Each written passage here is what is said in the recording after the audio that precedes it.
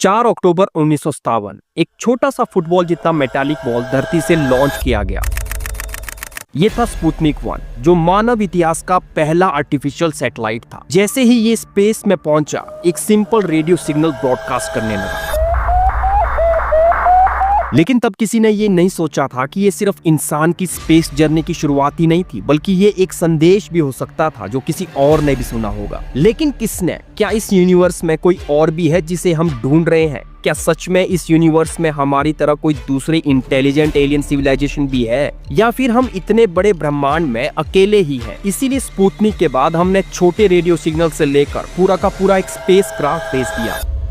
Voyager 1 और Voyager 2, ये दोनों स्पेसक्राफ्ट सिर्फ एक मिशन के लिए ही नहीं बने थे। ये इंसानियत के पहले मैसेंजर थे जो बिना किसी वजूद के अनजाने ब्रह्मांड में अंधकार की तरफ बढ़ रहे थे। वॉयेजर के अंदर एक गोल्डन रिकॉर्ड था, एक ऐसा संदेश जो किसी भी इंटेलिजेंट एलियन सिविलाइजेशन के लिए एक हेलो की तरह था। इसमें इंसानियत की तस्वीरें, आवाजें और हमारी सभ्यता की कहानियां रिकॉर्ड है। वहीं दूसरी ओर ये रिकॉर्ड किसी भी अनजानी सिविलाइजेशन के लिए हमारी एड्रेस बुक भी बन सकती है। जब वॉयेजर भेजा गया तब हम एक्साइटेड थे। हमें लगा कि अगर स्पेस में कोई दूसरा भी है तो वो जरूर एक फ्रेंडली सिविलाइजेशन होगी। इसीलिए हमने भी अपनी ओर से अपनी अच्छी बातें ही रिकॉर्ड की। जैसे उसमें हमने ना ही वर्ल्ड वॉर का जिक्र किया है और ना ही अपने न्यूक्लियर वेपन्स के बारे में बताया है। वॉयेजर आज भी स्पेस में आगे बढ़ रहा है, लेकिन सवाल ये है कि अगर किसी ने इसे देखा तो क्या हमें जवाब मिलने वाला है, या फिर जवाब ऑलरेडी आ तो रहा है लेकिन हम उसे समझ नहीं पा रहे हैं। शुरुआत में जब हमने यूनिवर्स के सिग्नल सुनना शुरू किए तो कुछ ऐसे सिग्नल्स आए जो हमारी समझ से बाहर थे। कुछ साइंटिस्ट इन्हें नेचुरल रेडियो सिग्नल्स मानते रहे, लेकिन कुछ ऐसे सिग्नल्स भी थे जो आज तक अनएक्सप्लेन्ड है। लेकिन आज 2025 में अब हमारी सोच बिल्कुल बदल चुकी है। हम अब सिर्फ एक रेडियो सिग्नल का इंतजार नहीं कर रहे, बल्कि हमें समझ आ रहा है कि अगर कोई दूसरी सिविलाइजेशन है तो हो सकता है उनका कम्युनिकेशन सिस्टम हमसे बिल्कुल अलग हो। अब हम ट्रेडिशनल रेडियो सिग्नल्स के अलावा fast radio burst, techno signatures और इवन ग्रेविटेशनल वेव्स तक मॉनिटर कर रहे हैं। पर सबसे बड़ी बात यह है कि जितना ज्यादा हम यूनिवर्स को एक्सप्लोर कर रहे हैं, उतनी ही अजीब अनएक्सप्लेन्ड चीजें हमारे सामने आ रही हैं। एनरिको फर्मी जैसे कुछ साइंटिस्ट का सवाल था कि अगर इंटेलिजेंट एलियन सिविलाइजेशन एग्जिस्ट करती हैं, तो अब तक उनका कोई प्रूफ हमें क्यों नहीं मिला? जहां एक और फेमस एस्ट्रोनॉमर कार्ल सागन मानते थे कि अगर यूनिवर्स इतना बड़ा है तो सिर्फ धरती पर ही जिंदगी का होना नामुमकिन है। और वहीं स्टीफन हॉकिंग ने अपनी एक अलग थ्योरी दी थी। अगर कोई एडवांस्ड एलियन सिविलाइजेशन हमसे ज्यादा इंटेलिजेंट और टेक्नोलॉजिकली सुपीरियर है, तो हो सकता है वो हमसे जानबूझकर छुप रही हो। और अगर ऐसा है तो क्या हम उन्हें ढूंढने की कोशिश करके एक बड़ी गलती कर रहे हैं? हम खोज कर रहे हैं ऐसे यूनिवर्स में जहां 2 ट्रिलियन गैलेक्सीज हैं, जिसमें हजारों करोड़ तारे हैं, जिसमें सिर्फ हमारी मिल्की वे गैलेक्सी में ही 100 बिलियन से ज्यादा एक्सोप्लैनेट्स हैं, और जिसमें कम से कम 6 बिलियन ऐसे प्लैनेट्स हैं जो अर्थ जैसे हो सकते हैं। क्या इतने बड़े यूनिवर्स में भी हम अकेले हो सकते हैं? अगर नहीं, तो आज तक हमें कोई दूसरी इंटेलिजेंट सिविलाइजेशन के बारे में एक छोटा सा भी क्लू क्यों नहीं मिला? यही कारण है कि दुनिया भर के एस्ट्रोनॉमर्स लगातार स्पेस में रिसर्च करते रहते हैं, और साइंटिस्ट को कुछ ऐसे इंसिडेंट्स देखने को मिले जिनके बारे में ना ही वो उस वक्त जानते थे और ना ही आज। ऐसे ही कुछ इंसिडेंट्स के बारे में हम आज बात करने वाले हैं।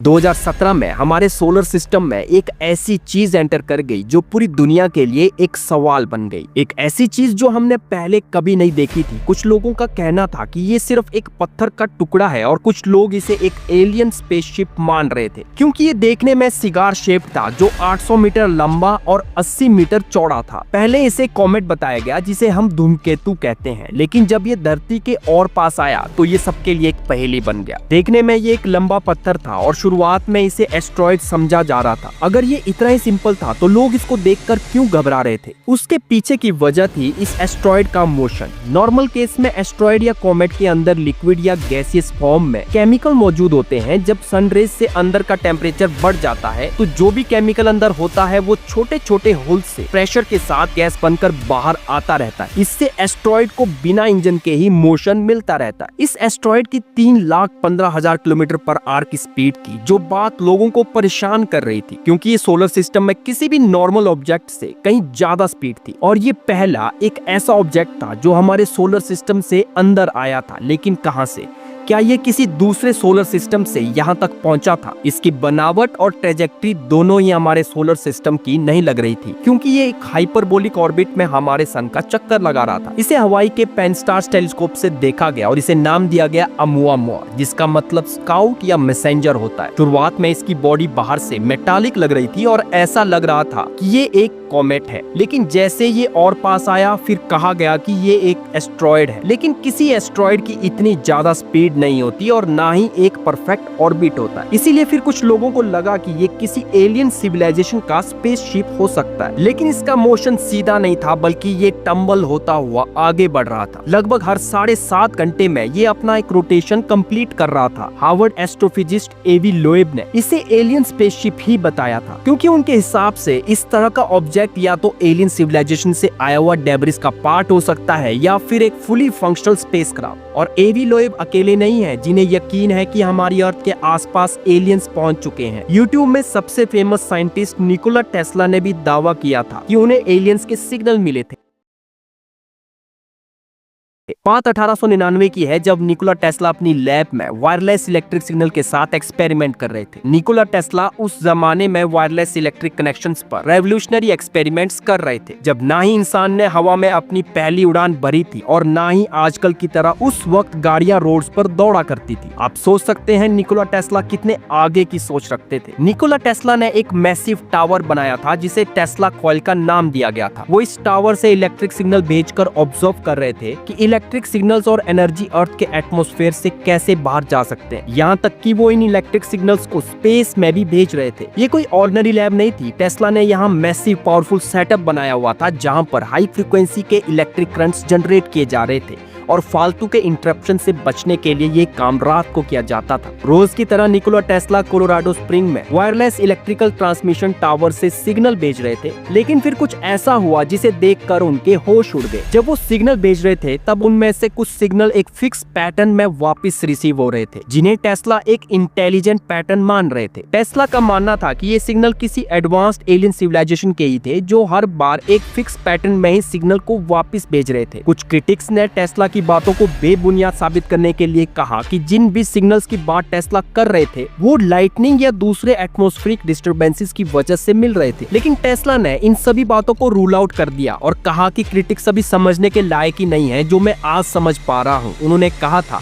कि वो दुनिया के पहले ऐसे शख्स है जिन्होंने दो इंटेलिजेंट सिविलाइजेशन के बीच एक कम्युनिकेशन ब्रिज बनाकर तैयार कर दिया है। टेस्ला मान रहे थे कि उन्हें ये सिग्नल्स मार्स या वीनस से मिल रहे थे, क्योंकि उस जमाने में माना जाता था कि इन्हीं दो प्लैनेट्स पर एक्स्ट्रा टेरेस्ट्रियल लाइफ पॉसिबल हो सकती थी। टेस्ला अपने समय से कहीं आगे की सोचते थे, इसीलिए उनका मानना था कि दूसरी एलियन सिविलाइजेशन भी हमारी तरह रेडियो सिग्नल से कम्युनिकेट करने की कोशिश कर रही थी। उनके हिसाब से इंटेलिजेंट एलियन सिविलाइजेशन की यूनिवर्सल लैंग्वेज मैथमेटिकल और स्ट्रक्चर्ड सिग्नल्स की तरह हो सकती थी जो उन्हें रिसीव हो रहे थे। लेकिन क्रिटिक्स ने उनकी थ्योरी को गलत साबित किया और कहा कि जो भी सिग्नल्स उन्हें मिल रहे थे वो नेचुरल रेडियो फ्रीक्वेंसी के थे। ये सिग्नल सन, स्टार्स या दूसरी सेलेस्टियल बॉडी के हो सकते थे। हालांकि अगर आज उनके केस की बात करें तो साइंटिस्ट मानते हैं कि जो भी सिग्नल्स टेस्ला को रिसीव हो रहे थे वो एक पल्सार स्टार से आ रहे थे। पल्सार स्टार एक न्यूट्रॉन स्टार होता है जो घूमते हुए एक प्रिसाइज पैटर्न में रेडियो वेव्स एमिट करता है, और पल्सार स्टार के बारे में इंसान को 60 के दशक में पता चला। लेकिन टेस्ला की एलियन थ्योरी के कुछ सालों बाद ही एक और थ्योरी सामने आती है जो ना ही टेस्ला को सही साबित कर रही थी और ना ही ये कहा जा रहा था कि टेस्ला गलत थे। ये थ्योरी अब एंशिएंट एलियन सिविलाइजेशन के बारे में बात कर रही थी और इसमें ब्लैक नाइट सैटेलाइट का कनेक्शन बताया जा रहा था। लेकिन ये ब्लैक नाइट सैटेलाइट कहां से आ गई थी, जबकि ह्यूमन हिस्ट्री की पहली आर्टिफिशियल सैटेलाइट स्पुतनिक 1 तो साल 1957 में ही लॉन्च हुई थी। थ्योरिस्ट का मानना था कि टेस्ला को जो भी सिग्नल रिसीव हो रहे थे वो ब्लैक नाइट सैटेलाइट से आ रहे थे। ये एंशिएंट सैटेलाइट 13,000 साल से धरती के चक्कर लगा रही थी, और अब टेस्ला की थ्योरी से ज्यादा दिलचस्प ये सैटेलाइट हो गई थी, क्योंकि लोग हैरान थे कि इतनी हजारों सालों से ये धरती के चक्कर काट रही है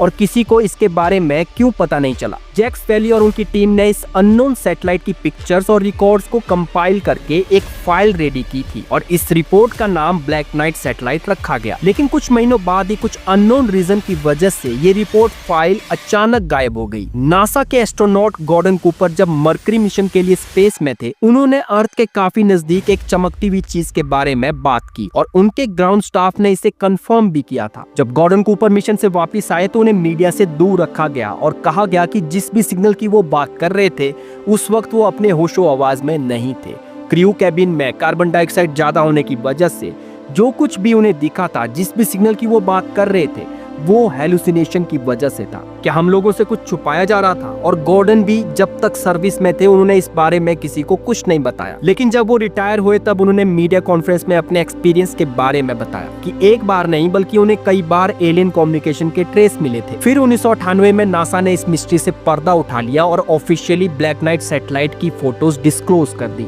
लेकिन जो बात नासा कर रहा था वो कहानी कुछ और ही थी। नासा के हिसाब से ये इंटरनेशनल स्पेस स्टेशन के लिए शुरुआती मिशन से ही एक छूटा हुआ एक टुकड़ा था जो अर्थ के लो ऑर्बिट में घूम रहा था। लेकिन बाकी दुनिया ये मान रही थी कि ये इंटरनेशनल स्पेस स्टेशन का टुकड़ा नहीं हो सकता। जब ISS को 1998 में ही लॉन्च किया गया था तो इससे पहले ये किसी को कैसे दिखाई देता, और ये माना जा रहा था कि ये अमेरिका का एक कॉन्फिडेंशियल स्पाई सैटेलाइट था जिसे कोल्ड वॉर के समय अमेरिका अपने दुश्मन देशों पर नजर रखता था। जब इस सैटेलाइट का पता दुनिया को चला तो कॉन्स्पिरेसी थ्योरी का लॉलीपॉप दिखाकर रियलिटी को छुपाया गया। कॉन्स्पिरेसी थ्योरीज हो या कोई मिस्ट्री, स्पेस आज भी हमारे लिए बहुत बड़ी पहेली है। हमें कुछ ना कुछ ऐसा दिखाई देता रहता है जिसे समझने के लिए हमारी एडवांस टेक्नोलॉजी भी फेल साबित हो जाती है। 2016 में सिग्नस कॉन्स्टेलेशन में एक अजीबोगरीब चीज देखने को मिली। एक मेन सीक्वेंस स्टार को देखा गया जिसका ऑफिशियल नेम KIC 8462852 है, लेकिन इसका निकनेम टैबी स्टार रखा गया। ये कोई ऑर्डिनरी स्टार नहीं था। इसकी ब्राइटनेस रैंडमली बढ़ती और घटती रहती थी। कभी इसकी ब्राइटनेस एकदम से बढ़ती और कभी इसकी ब्राइटनेस सिर्फ 20% तक हो जाती थी। इसके स्ट्रेंज बिहेवियर के लिए इसको WTF स्टार भी कहा जाने लगा। WTF का मतलब है वेयर्स द फ्लक्स। आसान भाषा में अगर बोले तो इस स्टार की जो इरेगुलर ब्राइटनेस के पीछे क्या कारण था। जनरली स्टार्स ऐसे बिहेव नहीं करते जिस तरह WTF स्टार की वेरिएबल ब्राइटनेस दिखाई दे रही थी, और इसका पता पहली बार 2015 में तबेथा बोयाजियन ने लगाया था, जो लुसियाना स्टेट यूनिवर्सिटी की एक एस्ट्रोनॉमर है। इन्होंने पहली बार इस स्टार की इरेगुलर फ्लक्स फ्लक्चुएशन को दुनिया के सामने लाया था। इस स्टार का नाम तबेथा के नाम पर रखा गया, टैबी स्टार। और इस स्टार के स्ट्रेंज बिहेवियर को एक्सप्लेन करने के लिए कई थ्योरी सामने आई है, लेकिन कोई भी ऐसा प्रूव नहीं कर पाया जिससे इस स्टार की मिस्ट्री को सॉल्व किया जा सके। वैसे स्टार के अलग अलग बिहेवियर होते हैं, जैसे वो रोटेट करते हैं, न्यूट्रॉन स्टार की तरह पल्सेट भी करते हैं, हमारे सन की तरह उनकी सरफेस पर सन स्पॉट्स भी होते हैं, वो बाइनरी स्टार भी होते हैं जब दो स्टार एक साथ रहते हैं, उनके ऊपर सोलर फ्लेयर्स भी देखी जाती हैं, जैसे किसी वोल्केनो के ओशन में आग की लहरें उठती हो। लेकिन टैबी स्टार के साथ जो हो रहा था वो इससे अलग हो रहा था, जो किसी और स्टार में नहीं देखा गया था। ऐसा लग रहा था जैसे कोई ऑब्जेक्ट टैबी स्टार के आगे आकर उसकी रोशनी को रोक देता। लेकिन इंफ्रारेड एक्सेस में कोई भी ऐसा क्लू नहीं मिला। माना जा रहा था कि स्टार डस्ट की वजह से हो सकता है स्टारलाइट में डिमिंग इफेक्ट दिखाई दे रहा हो, लेकिन स्टार डस्ट होने का भी कोई ठोस सबूत नहीं मिला। बल्कि department of astronomy and astrophysics के प्रोफेसर जेनसन राइट ने तो इस इरेगुलर डिमिंग के पीछे एलियन सिविलाइजेशन होने का दावा कर दिया था। जेनसन राइट का कहना था कि हो सकता है कि उस स्टार के आसपास किसी इंटेलिजेंट एलियन सिविलाइजेशन का एक मेगा स्ट्रक्चर हो, जिसकी वजह से लाइट ज्यादा और कम दिखाई देती है। जेनसन राइट वैसे भी उस वक्त डायसन स्फीयर के ऊपर रिसर्च कर रहे थे, तो उनकी थ्योरी भी इसी डायरेक्शन की तरफ जा रही थी। डायसन स्फीयर एक थ्योरेटिकल मेगा स्ट्रक्चर है जो एक स्टार के चारों तरफ बिल्ड किया जा सकता है, जिससे उस स्टार से आने वाली पूरी एनर्जी को यूटिलाइज किया जा सकता है। जेनसन राइट अपनी थ्योरी को लेकर इतने सीरियस थे कि उन्होंने ये तक कह दिया था कि टैबी स्टार एक हाईली एडवांस्ड एलियन सिविलाइजेशन है जिसे एक्सीडेंटली डिस्कवर किया गया है। लेकिन search for extraterrestrial intelligence SETI ने स्पेशली स्टार को इन्वेस्टिगेट किया, लेकिन ऐसा कोई भी क्लू नहीं मिल पाया जिसकी बात जेनसन राइट कर रहे थे। टैबी स्टार की मिस्ट्री आज भी कोई सॉल्व नहीं कर पाया है कि इस यूनिक कैरेक्टर के पीछे क्या कारण हो सकता है। टैबी स्टार की मिस्ट्री जैसे ना जाने कितने ऐसे इंसिडेंट हैं जिन्हें एक्सप्लेन करने के लिए साइंटिस्ट के पास कोई जवाब नहीं होता, जैसा ब्रेक थ्रू लिसन प्रोजेक्ट में हुआ था। ब्रेक थ्रू लिसन प्रोजेक्ट, जिसमें पिछले 9 सालों में 97 गैलेक्सीज और 6 मिलियन रेडियो सिग्नल्स को स्टडी किया गया और फाइनली उसके रिजल्ट हमारे पास आ चुके हैं। इस प्रोजेक्ट से साइंटिस्ट को क्या मिला? क्या इतने बड़े यूनिवर्स में कोई दूसरा भी है जो हमारी तरह दूसरी सिविलाइजेशन को ढूंढने की कोशिश कर रहा है, या फिर ट्रिलियंस ऑफ सिग्नल भेजने के बाद भी हम इस पूरे यूनिवर्स में अकेले ही हैं। इस प्रोजेक्ट को 2015 में शुरू किया गया था और इस प्रोजेक्ट में हमारी मिल्की वे गैलेक्सी से जो सबसे नजदीक गैलेक्सीज थी उन्हें टारगेट किया गया। लेकिन एक गैलेक्सी में बिलियंस ऑफ स्टार्स हैं और उनके आसपास किसी प्लेनेट का होना और उस प्लेनेट पर किसी सिविलाइजेशन को ढूंढना इतना टफ टास्क था, मानो जैसे आप किसी रेगिस्तान में एक बाल को ढूंढने की बात कर रहे हो। इसीलिए उन्होंने टर्बोसेटी नाम के एक सॉफ्टवेयर से इन सिग्नल को फिल्टर करना शुरू किया और उन्हीं सिग्नल्स को रखा गया जो डॉपलर इफेक्ट की तरह बिहेव कर रहे थे, क्योंकि जो भी रेडियो सिग्नल्स भेजे और रिसीव किए जा रहे थे चांसेस थे कि वो किसी भी ऑब्जेक्ट से आ सकते थे, जबकि साइंटिस्ट को सिर्फ प्लैनेट्स को ही फिल्टर करना था। प्लैनेट्स अपने सबसे नजदीकी स्टार का चक्कर लगाते हैं तो उनसे आ रहे सिग्नल की फ्रीक्वेंसी एक से नहीं होती, वो चेंज होती रहती है और डॉपलर इफेक्ट की तरह बिहेव करती है। इन्हीं वेरिएबल फ्रीक्वेंसीज को फिल्टर करके साइंटिस्ट के पास 6 मिलियन सिग्नल्स रिकॉर्ड हुए। मतलब 97 गैलेक्सीज में 60 लाख प्लैनेट्स को हम ढूंढ चुके थे